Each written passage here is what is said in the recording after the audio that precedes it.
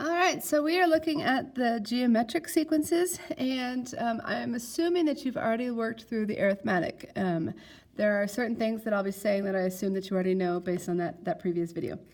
Okay, so on this one, notice what we have here.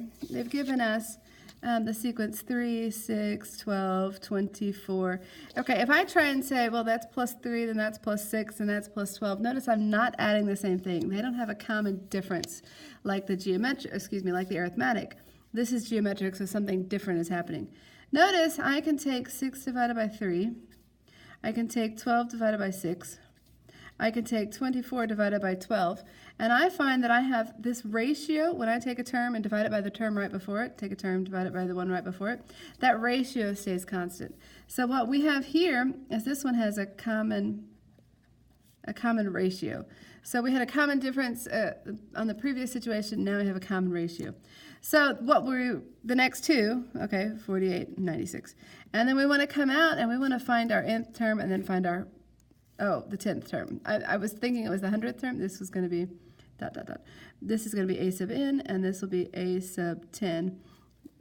On this one, if I have to do this 99 more times, it's going to get to a ridiculously large number, so we're not going to... I changed this from 100 to 10. Okay, between the two worksheets, does that make sense? So once again, we looked at the recursive formula. You have to tell me where to start and then tell me what to do. So where did we start? We started at 3. What did we do each time? Well, each time we multiplied by 2. So it's 2 times the term right before. Okay, and so in general, what we're saying here is a sub 1 is equal to a sub 1, and that a sub n is equal to r times a sub n minus 1. So it's that common ratio times the term that came right before it. So if we think about how would I find the 5th term if I know the 1st term? Well, so we need to multiply it. Okay, sorry. I'm going to get there a different way. I just thought of what I wanted to do. Okay, so notice this is 3, is that 1st term. Well, this is just 3 times 1. Would you agree? The next one is 6. Well, this is 3 times 2. And then I have the next term I had was 12. Well, that's 3 times 2 times 2. And then I had 24, which was 3 times 2 times 2 is this part, times another 2. Well, notice what's happening here, is that I'm getting more and more powers of 2. Well, I have this, let's say this is 3 times 2 to the 1.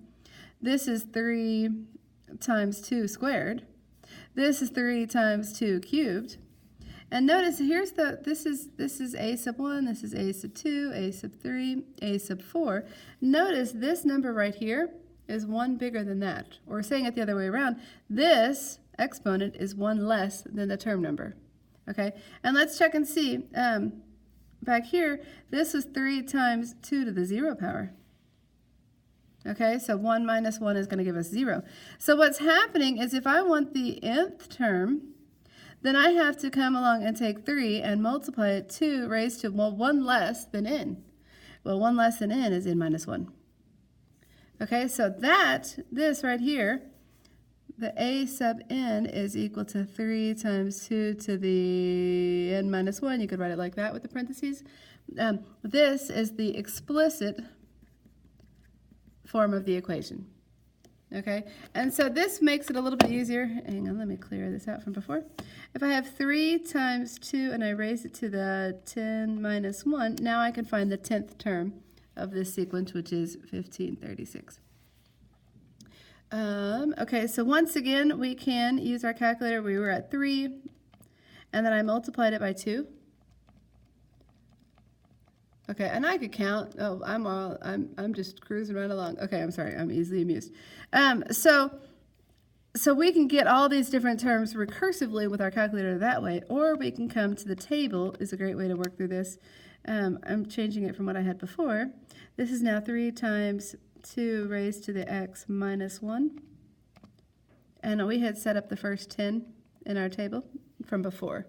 Okay, so now I can figure out all of those different terms.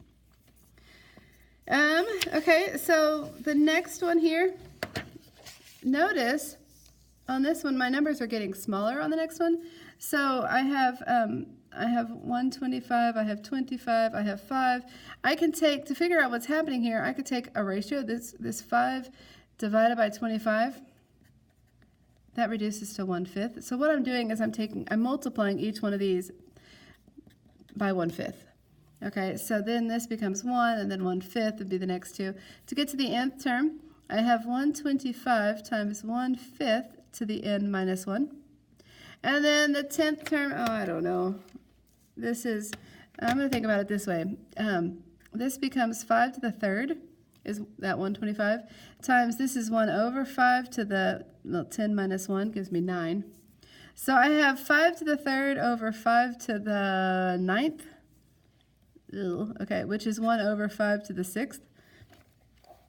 I don't know 5 to the 6th off the top of my head. Maybe I should, but hang on. Delete all. Okay, 5 raised to the 6th. Okay, there you go. So this is going to be 1 over 1, 5, 6, 2, 5. If I tried this back here, when I said 125 times 1/5 raised to the 9th. Okay, it did hang on to that. Sometimes it likes to make this a decimal and doesn't know how to do that, but it did just fine. So we can get there either way. If you get some weird nasty decimal and your calculator can't tell you what it is, then think in terms of this and see if that helps, or whatever. Okay, that wasn't very clear, but there you go. So notice on this one, I have my signs are going positive, negative, positive, negative. That means that your common ratio is negative. Let's stop for here. Stop at this point, and then I'll do the next on the next video.